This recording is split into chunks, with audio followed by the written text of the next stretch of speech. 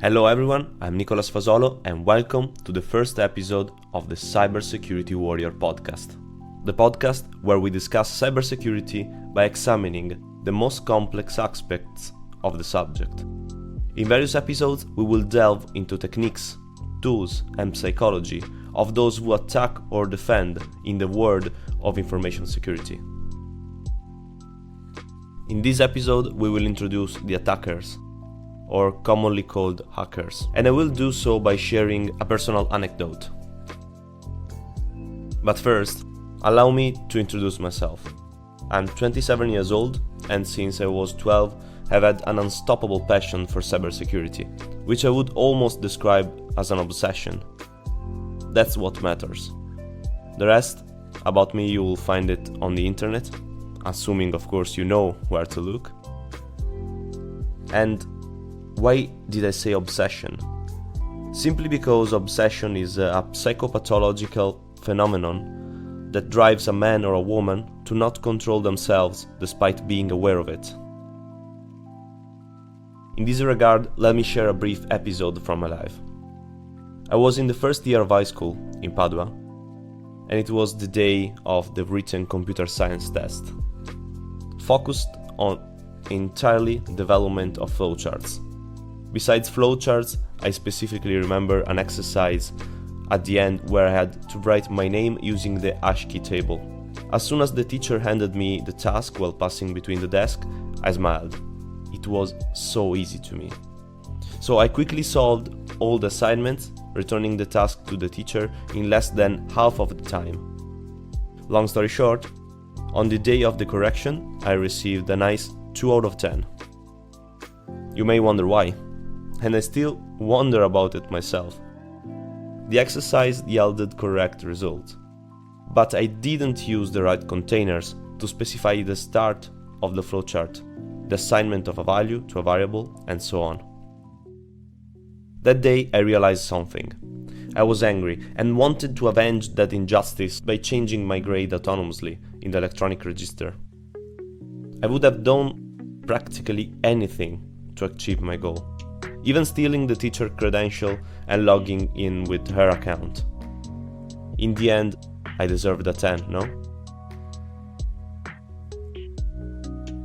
On the same evening, after thinking about it a lot, I understood that it made no sense to do it. So, like every other evening, I started studying computer science. At that time, I loved Batch and PowerShell. I've told you this story for a simple reason, where everyone sees an angry kid with life, or in this case, with a computer science teacher. A true security expert must be able to recognize something else. A potential attacker. Yes, because attackers are motivated by various reasons. Be they personal, political, economics, they always remain reason connected to a true story.